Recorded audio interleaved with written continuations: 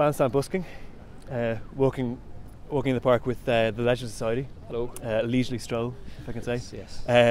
Thanks guys for playing today. It was a pleasure.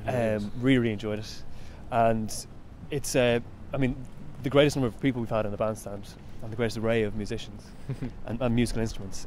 So I guess Nick, how did you come to get this group of people together? Well, it's a collective. It's a collective from Brighton called the Willcommon Collective. Started with a band called Shoreline, who all these musicians play in. Okay. A guy called Tom who runs a record label as well, and I played banjo and mandolin with them. So yeah, I just got to know everybody through that band, and then poached them for my band. Okay, yeah. And Christian, we've known each other for years. We're both from Burton-on-Trent in the Midlands, and we basically record all the stuff at home on our own studio, and just kind of gradually poach them all over to London. Sure, and, yeah. We all play together in one big happy collective. Nice. Yeah, and Christian, is it like a revolving door of musicians, or are these 8 people the Leisure Society? Is that how it's? I think today the people out? that are here are kind of the core, but we do have other people that come in and do bits and pieces. Okay. But yeah, this is kind of the essence of the Leisure Society. Yeah, absolutely. And Nick, you've been in a few bands. Yeah, quite a few bands.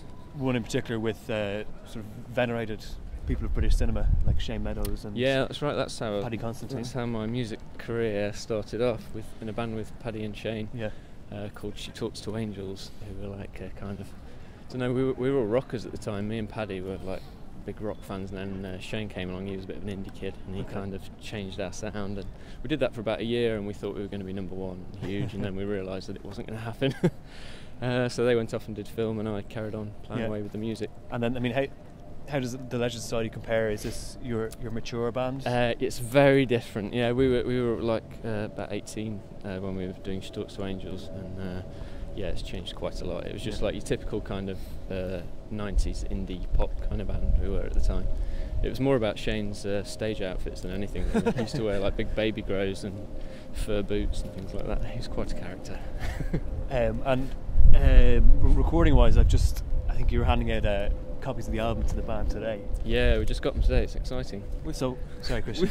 We found out that the label couldn't get them to the person that was bringing them down on time, so they had to put them through the letterbox of his house one by one last night at 2 in the morning. Apparently, that's how organised we are. It's rock and roll. Yeah, that's dedication. And tell us about the album. What can we expect? Well, Christian. The core of the band and the album is Nick's songwriting. Is it arrogant? I think. I can speak objectively because I didn't write them, but I think Nick's a really great songwriter. And I think hopefully that will come across.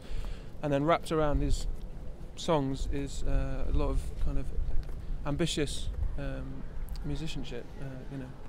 There's a lot of. It's been a long-term project, hasn't it? Yeah. We've been recording it for about 2 years, and there's one song in particular that we've just put days and days and just like hundreds of different instruments on. It's a bit of a kind of Brian Wilson Good Vibrations type thing where we just could never let it go. We just kept changing it and altering it, and 2 years later we finally got something finished. Yeah, it's full of harmony, string sections, what people, I suppose, what do they call it?